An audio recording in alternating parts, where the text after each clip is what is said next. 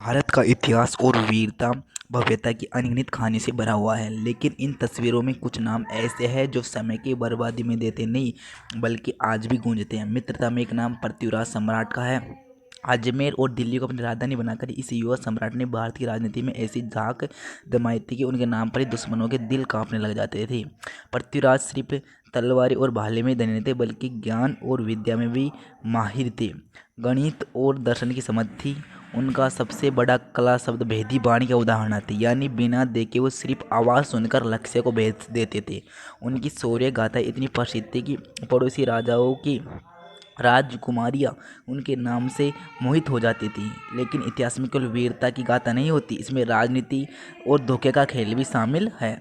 पृथ्वीराज की कहानी में भी यही सब था। एक तरफ उनके शत्रु मंदिर के राजा जयचंद से थे, उनकी बेटी संयोगता से जुड़ी प्रेम कथा आज भी लोक कथाओं में अमर है। दूसरी तरफ पश्चिम में मोहम्मद गोरी नाम का एक नया खतरा उठ रहा था जो सिर्फ शामिल नहीं था बल्कि भारत में स्थायी राज करना चाहता था।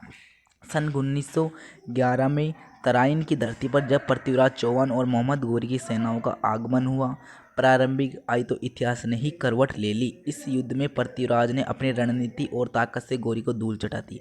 कहा जाता है कि पृथ्वीराज मोहम्मद गोरी को 16-17 बार हराया था और हर बार उन्होंने उन्हें जिंदा छोड़ दिया था। लेकिन उनकी यही उदारता उनके आगे चलकर भारत के लिए आत्मघाती साबित हुई। आइए जानते हैं सम्राट पृथ्वीराज चौहान की पूरी कहानी, जो वीरता आज भी भारत की मिट्टी में डूबी हुई है। चौहान वंश की जड़ें जयपुर के पास सांबर और अजमेर से जुड़ी हुई थी। इस वंश के राजा अजय राज ने अजमेर शहर की किलेबंदी की थी, जिसे आगे चलकर चौहान वंश की शक्ति का केंद्र बनाया गया था। चौहान डायनेस्टी की स्थापना 6वीं सेंचुरी में वासुदेव चौहान ने की थी। इसी राजवंश के आगे 11वीं शताब्दी में सोमेश्वर चौहान नाम के एक संभावित राजा हुए। सोमेश्वर ने अपने जीवन काल में कई लड़ाइयाँ और अपने साम्राज्य का विस्तार किया। ऐसा माना जाता है कि जब मराठा सेना ने दिल्ली के राजा अनंगपाल तोमर पर हमला किया था तो अजमेर के राजा सोमेश्वर चौहान ने राजा अनंगपाल तोमर का समर्थन किया था। उनकी मदद में अनंगपाल तोमर इस युद्ध में जीते, जिसके बाद दोनों के बीच गहरी दोस्ती हो गई।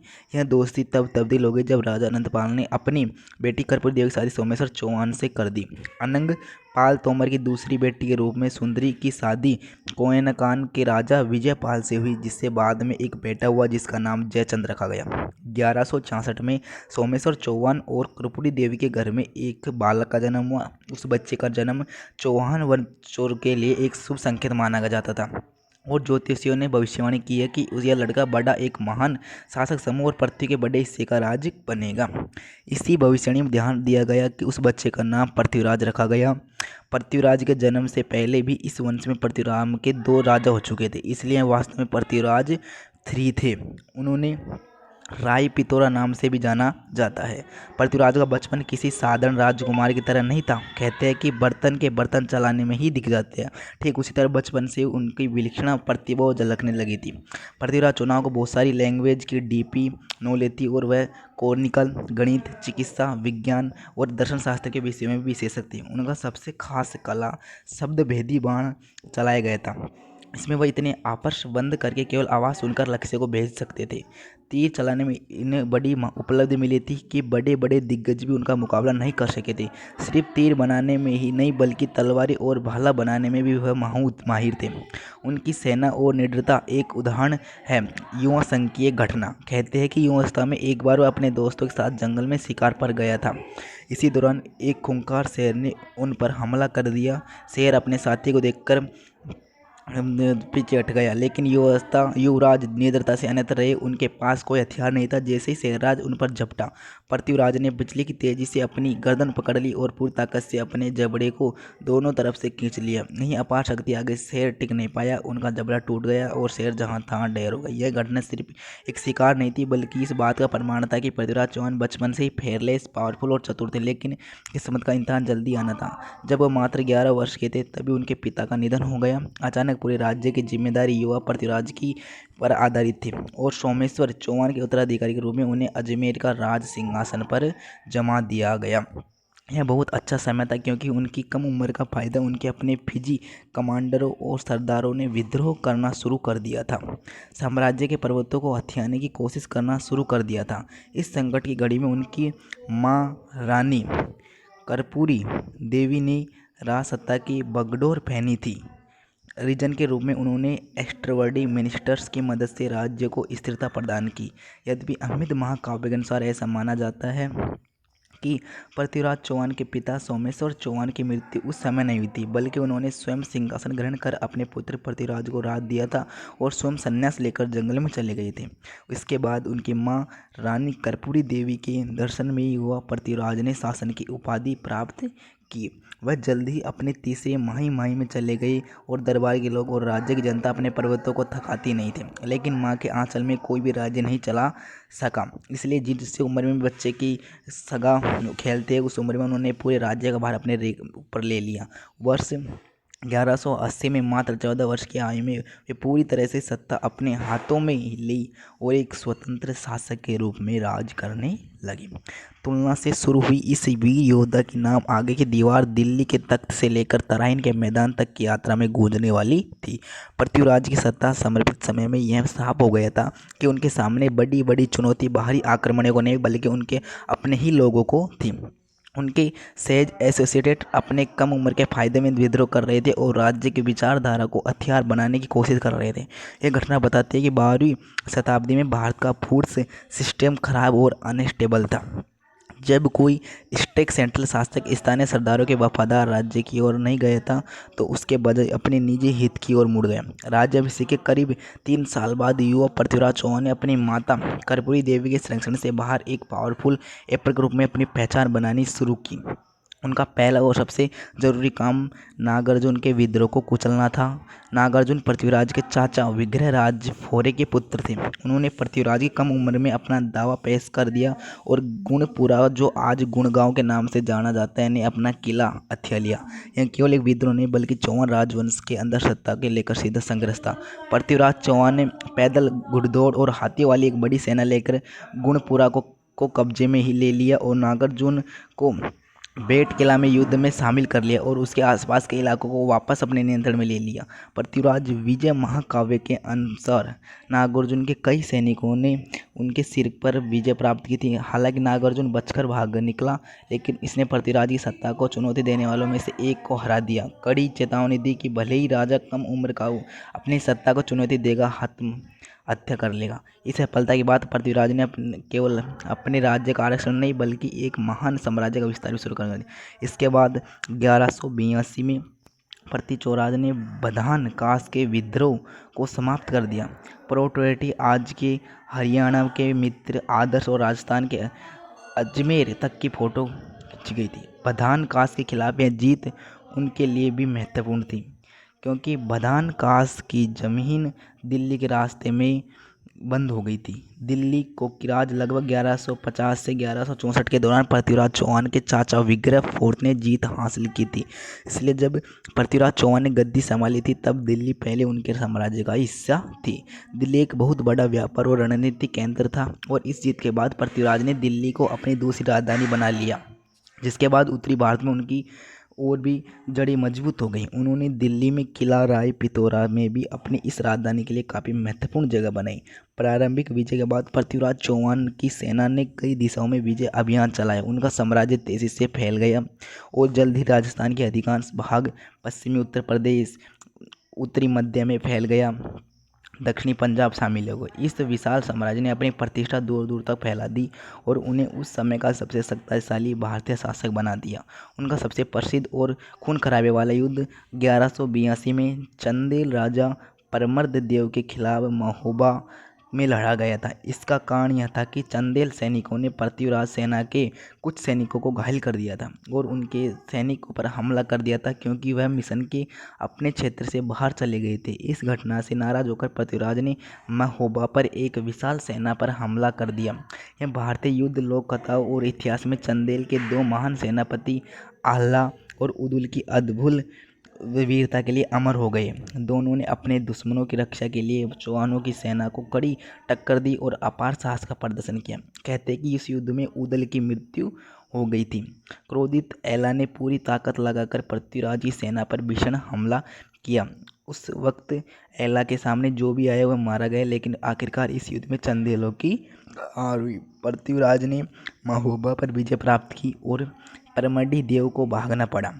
यह पृथ्वीराज के साम्राज्य के विस्तार के लिए एक बड़ी जीत थी। हालांकि यह जीत आसानी से नहीं मिली थी। इस युद्ध में पृथ्वीराज को भी भारी क्षति हुई और उनकी सेना के कई बहादुर सैनिक मारे गए। इसी दौरान पृथ्वीराज के एक सहयोगी राजवंश के राज्य शत्रु फ्रैंक सामने आए। यह दुश्मनी कायनात के गढ़वाल राजा जयचंद के साथ थे। दोनों ही राजा अपने साम्राज्य को दूर दूर तक फैलाना चाहते थे, इसलिए उनके बीच राइवलरी थी। हालांकि ऐसा भी माना जाता है कि दिल्ली की गद्दी पर जयचंद का अधिकार इसलिए था क्योंकि दिल्ली पर कभी जयचंद के नाना अनंगपाल तोमर का राज था, जिसे चौहानों ने छीन लिया था।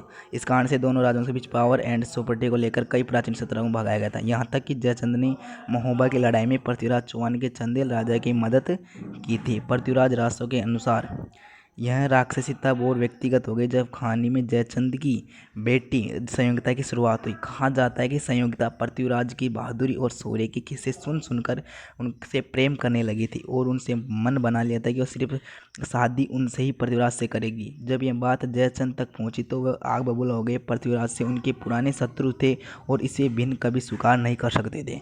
जयचंद ने अपनी बेटी के इस प्यार को अपने और अपने राज्य के अपमान के रूप में देखा। इस विद्रोह को हटाने के लिए जयचंद ने एक चाल चली और भव्य स्वयंवर का आयोजन किया। स्वयंवर प्राचीन भारतीय प्रथा थी जिसे विवाह के लिए योग्य राजकुमारियों के लिए कई वर्ष एक सभा में अतिथि होते थे और राजकुमारी अपनी पसंद से उनमें से किसी एक को चुनती थी।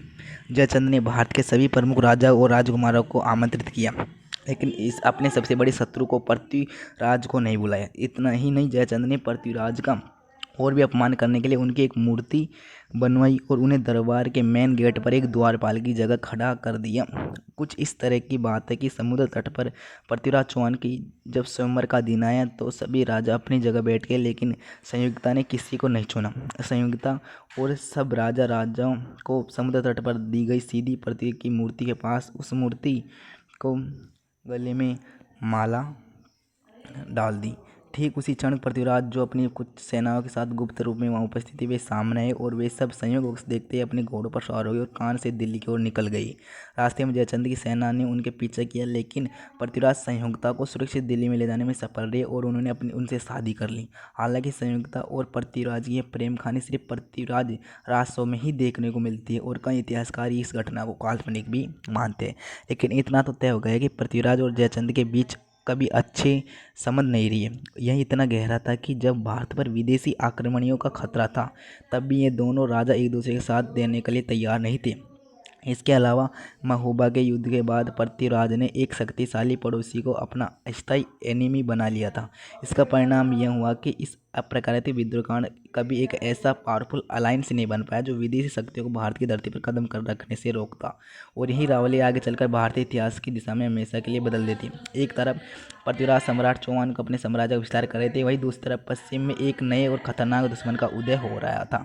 यह शत्रु एम्बिशियस और रूथलेस अलादीन मोहम्मद इब्न शाम था, जिसे भारत में मोहम्मद गोरी के नाम से जाना जाता। मोहम्मद गोरी अफगानिस्तान तक फैला हुआ था। उनका मकसद भारत में केवल खरीदारी करना नहीं था, बल्कि मोहम्मद गोरी भारत में जो आज के अफगानिस्तान में फैला हुआ था, इनका मकसद भारत में केवल खरीदारी करना नहीं था, बल्कि यह भारत में स्थायी एम्पायर स्थापित करना चाहते थे। इन्हीं ख्वाहिश में गोरी ने 1178 में गुजरात के चाकुल्य शासक भीम सेकंड के राज्य पर बड़ा हमला किया था, लेकिन यहाँ उसे एक powerful resistant face super post किया गया था, जिनका नेतृत्व किया गया था भीमदित्य की माँ रानी नायकी देवी कर रही थी। उन्होंने गोरी की सेना को इतनी बुरी तरह से हराया कि वह युद्ध क्षेत्र से जान बचाकर भाग खड़े हुए। गोरी के लिए यह एक बड़ी हार थी, जिसने उसे अपनी रणनीति पर मजबूर किया। उसे समझ आया कि दक्षिण मार्ग से भारत में घुसना अत्यंत कठिन है, इसलिए उसने अपना रास्ता बदलकर उत्तर पर ध्यान केंद्रित किया। इसलिए उसने इस नीति पर काम किया और उसने जल्दी सिंध, पेशवार और सियालकोट पर कब्जा कर लिया और 1186 में लाहौर के शासक खुसरो शाह आमिर को भी हथिया लिया। इन लगातार विक्ट्रीज के बाद गोरी अंकित वाला ही नहीं था। अब उनका अगला कंकाल चौहान साम्राज्य था। 1191 में उसके अचानक हमला करके तबारा हिंद यानी आज के बठिंडा के किले को अपना कब्जे में ले लिया और उसे अपने सेनापति जियादुन और 1200 घोड़े के साथ दे दिया। यह एक ऐसी सिद्धि थी जिसने दो शक्तिशाली साम्राज्यों के सीधे टकराव के रास्ते पर खड़ा कर दिया।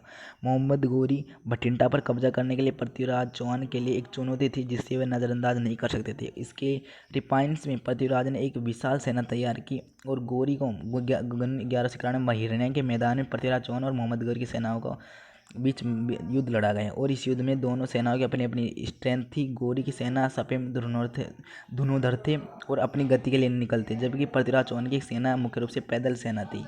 लेकिन उनके पास क्या हाथों की शक्ति और उनकी सेना का सामना करना पड़ा युद्ध में बहुत ही कठिन था। युद्ध की शुरुआत में मोहम्मद गोरी की सेना ने अपने सबसे बड़ी ताकत का इस्तेमाल किया था। उनके घुड़सवार तीरंदाजों ने पृथ्वीराज चौहान की पैदल सेना पर दूर से ही तीर बरसाना शुरू कर दिया। एक ऐसी रणनीति जिसमें वह तेजी से पीछे जाकर हमला करता था ताकि सीधे टेलीकॉम से बचा जा सके। इसके उल्टे योद्धा सामने की लड़ाई में विश्वास कायम था, जहां वो तलवारों और भालों से दुश्मनों का सामना कर रहे थे। पृथ्वीराज चौहानों की सेना ने तुरंत दुश्मनों के सामने एक स्ट्रॉन्ग डायनेक्टर हमला करते हुए उसे धूल चटाना शुरू कर दिया। पृथ्वीराज के अचानक हुए आक्रमणों ने गोरी की सेना को चौंका दिया। उसके अलावा पृथ्वीराज चौहान की सेना के हाथी भी शत्रुओं की सेना पर बर पाए। उनकी पंक्ति में किले तोड़ दिए, विरोधी खेमे भगदड़ मच गई। राजपूत सेनाओं के सामने की ताकतवर लड़ाई और हाथों की सेनाओं ने गोरी के सैनिकों की सेनाओं को पूरी तरह से तोड़ दिया और मैदान को ख़त्म कर दिया। युद्ध के बीच अपने सैनिकों को पहचानने की कोशिश में मोहम्मद गोरी खुद ही मैदान में उतर आया। उनका सामना राजपूत सेना के कमांडर और दिल्ली के गवर्नर गोविंद राय से हुआ। गोरी ने भाले से हमला किया, लेकिन गोविंद राय ने गोरी की भाले को रोक दिया और पलटवार करते हुए गोरी को घायल कर दिया। गोरी लगभग पड़ोस में गिर गया। किसी तरह उसके एक सोल्जर ने उसे बैटल फील्ड से बाहर कर उसकी जान बचाई। उनके कमांडर को पीछे हटते देख गोरी की सेना का मन पूरी तरह से टूट गया और बचे हुए सैनिक भी मैदान से भाग गए। पृथ्वीराज की सेना ने हिंद किले को वापस ले लिया, लेकिन इस जीत के बाद पृथ्वीराज ने एक ऐसी मिसाल कायम की कि जिनकी कीमत उनके सामने थी और पूरे भारत को चुकानी पड़ी।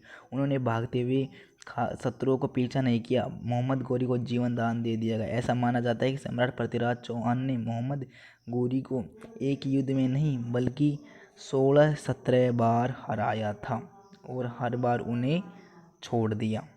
यह राजपूतों के वॉर एथिक्स और जेनेटिक्स का प्रतीक था और वो भागते हुए दुश्मनों पर वार नहीं करते थे। जहां दया डोग के अद्भुत शत्रुओं को फिल्म निर्माता बनाने का अवसर मिलता, लेकिन यह उदारता बाद में आत्मघाती साबित होने लगी। पृथ्वीराज चौहान से बार बार हार के बाद मोहम्मद गोरी से मुलाकात वापस गजनी लौट आई और वहाँ एक सेना के कैप्टन और कमांडरों को सार्वजनिक रूप से युद्ध में कायरता के लिए बेइज्जत करते हुए दिखाई दिए। गोरी ने कहा कि जब तक वह अपनी हार का बदला नहीं लेगा तब तक अपनी जिंदगी में नहीं लौटेगा। इसी संकल्प के साथ उसने अपनी सेना को फिर से संगठित किया। इस बार उन्होंने डिसिप्लिन, मोबिलिटी और डिसिप्लिन से ज़्यादा जोर दिया। पूरी तैयारी के बाद 1992 में उन्होंने फिर से बठिंडा पर कब्जा कर लिया, जिसे महज 1 महीने में ही चौहानों ने वापस हासिल कर लिया था। इस खबर से पृथ्वीराज चौहान उदास भरे उठे। उन्होंने सेना की तैयारी और गोरी का सामना करने के लिए एक बार फिर टेरिन की ओर मार्च किया, लेकिन इस बार उनकी सेना पहले से खराब थी क्योंकि उनके कई सेनापति पिछले महीनों से अलग अलग अभियानों में शामिल थे। टेरिन के मैदान में एक बार फिर दोनों सेनाओं का आमना सामना हुआ। पृथ्वीराज ने संदेश भेजा कि यदि गोर बिना युद्ध के वापस लौट जाए तो उसे जाने दिया जाएगा, अन्यथा इस बार उसे मिट्टी में मिला दिया जाएगा। गोरी ने यहाँ एक जाल बिछाया और चाल चली थी, शर्त का नाटक किया और कहा उसने यह फैसला अपने भाइयों से सलाह लेकर किया जाएगा। असल में गोरी इस दौरान अपनी सेना को तैयार कर रहा था और चौहान सेना पर नज़र रख रही था। इस धोखे से पृथ्वीराज को सिद्धांत में डाल दिया और उनकी सेना निश्चिंत हो गई और अपना साम्राज्य और अपना डिसिप्लिन खो दिया। यही उनके सबसे बड़ी दावा साबित हुआ। गोरी को पता था कि राजपूत प्रोडक्शन की लड़ाई बेहद घटिया है, इसलिए उसने अपनी सेना को छोटी छोटी इकाइयों में शामिल कर लिया और उन्हें निर्देश दिया कि उन पर दूर से हमला करे और जैसे ही राजपूत सेना पलटवार करे वैसे युद्ध को ख़त्म करे और पीछे हट जाए।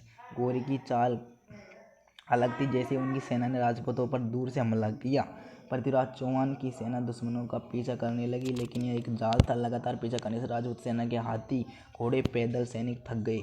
रात भर उन्हें आराम करने को नहीं मिला। अगली सुबह जब राजपूत सेना अपनी डेली रूटीन में बिजी और डिसिप्लिन हो गई, तब गोरी की सेना ने अचानक आक्रमण कर दिया। यह धोखेबाजी और सामरिक लेबर्डनेस उनके सामने राजपूत सेना टिक नहीं पाई। सम्राट पृथ्वीराज चौहान की हार हुई और उन्हें प्रदान। इस तरह टेराइन का दूसरा युद्ध गोरी की विक्ट्री के साथ खत्म हुआ। यह पृथ्वीराज चौहान की वीरता की कमी का कारण नहीं, बल्कि उनकी रणनीति असफलता और शत्रुओं को कम आंकने का कारण बनी। इन्हें बताए गए उपाय के तहत भक्ति और शत्रुओं को भी जीवन दान दिया जाता था। गोरी जैसे निर्दयी आक्रमण के सामने अपहरण हो गया। इसका एकमात्र लक्ष्य किसी भी तरह से जीतना था। इसी हार ने भारत में मुस्लिम शासन की स्थापना का रास्ता खोल दिया और भारतीय क्रांति का डायरेक्टर हमेशा के लिए ही बदल दिया। ऐसी मान्यता है कि कायनात के राजा जयचंद ने इस युद्ध में मोहम्मद गोरी का गुप्त रूप से साथ दिया था। यही कारण है कि बाद में लोक कथाओं में जयचंद का नाम गद्दार का पर्यायवाची बन गया। हालांकि कई इतिहासकार इस कहानी को नहीं मानते हैं। उनके अनुसार जयचंद ने भले ही पृथ्वी का साथ नहीं दिया हो, लेकिन वह गोरी के साथ भी नहीं थे। हालांकि आगे चलकर मोहम्मद गोरी ने जयचंद को भी हराया और उनकी हत्या कर दी गई। सेकंड बैटल ऑफ द ट्राइन में हार के बाद सम्राट पृथ्वीराज चौहान का अंत कैसे हुआ, यह आज भी इतिहास राजनेताओं के बीच मुद्दे का विषय है। इस विषय पर कई कंट्राडिक्टिविटीज है। कुछ ऐतिहासिक राज कहानियों से मानता है कि पृथ्वीराज युद्ध के क्षेत्र में वीर गति को प्राप्त हुई थी। वही कुछ अकाउंट्स के अनुसार उन्हें प्रिजनर अजमेर ले गए। ये जब मोहम्मद गोरी ने अपने उसके अलावा पृथ्वीराज पुनः ये कहानी 3 ईयर के बाद गोरी पृथ्वीराज को प्रिजन मानीगत करने लगे और उन्हें मान्यता दी। लेकिन फिर जब सम्राट पृथ्वीराज चौहान की आंखें गोरी के सामने नहीं गिरी, तो मोहम्मद गोरी ने हुक्म दिया कि पृथ्वीराज चौहान की आंखें निकाल ली जाए और हथकड़ी और बेड़े से पृथ्वीराज चौहान की आंखों में गर्माहट सलाटे फूट कर उन्हें अंधा कर दिया गया। सम्राट पृथ्वीराज चौहान को नज़र लगाना स्वीकार था, लेकिन झुकाना स्वीकार नहीं था। इस दौरान पृथ्वीराज चौहान के दरबारी कवि चंद्र बरगाई भी किसी तरह गजनी के क्षेत्र में थे। उन्होंने देखा कि गोरी पूरे नगर के सामने पृथ्वीराज को प्रताड़ित करने की योजना बना रहा है। चंद्र बरगाई ने एक चाल चली और गोरी से कहा कि सुल्तान तुम्हें मृत्युदंड देगा और वह कोई सामान्य राजा नहीं, बल्कि सम्राट पृथ्वीराज चौहान है, जो युद्ध के मैदान में बार बार धूल चटाते हैं। गोरी ने पृथ्वीराज चौहान का मजाक उठाते हुए कहा कि यह अंधेरा काम नहीं कर सका। इस पर चंद बरगाई ने मोहम्मद गोरी से कहा कि हथियार का पता नहीं, हमारे सम्राट शब्द भेदी वाणी कला में माहिर है। उसने केवल आवाज़ उठाई कि लक्ष्य को भेजा जा सकता है। गोरी ने इस बात पर पृथ्वीराज चौहान का मजाक उठाया और कहा कि अगर ऐसा है तो पूरा नगर यह तमाशा देखेगा। के बाद एक दिन सभा का आयोजन हुआ और भारी भीड़ उमड़ पड़ी। पृथ्वीराज के समुद्र का तट खोल दिया गया और उसके हाथ में धन बाण थमा दिया गया। गोरी ने चंद्र बरदाई के सामने यह शर्त रखी कि अगर पृथ्वीराज शब्द भेदी बन नहीं पाया तो उनका भी सर कलम कर दिया जाएगा। चंद्र बरदाई ने मुस्कुराकर जवाब दिया कि ऐसी नौबत ही नहीं आएगी। इसके बाद कर्तव्य शुरू होता है और चंद्र बरदाई एक दोहा करते हैं, 4 बास 24 गज अंगुल अष्ट प्रमाण ताऊ पर सुल्तान है मत फालो चौहान। इस दोहे से पृथ्वीराज को गोरी की वास्तविक प्रभावकारी फिल्म का अनुमान हो गया, जो एक साबित गति पर होता। उन्होंने अपने धनुरास्त्र का तीर साधा और तीर सीधे गोरी के सीने में जा धंसा और वे वही ढेर हो गए। उसके बाद जैसे गोरी सैनिक चंद्रभाई और पृथ्वीराज को मारने के लिए दौड़े, उन्होंने एक दूसरे को खंजर मारकर अपनी जान दे दी, ताकि उनकी मौत का भी नाम उनके ऊपर ही लिखा हो, दुश्मनों का नहीं।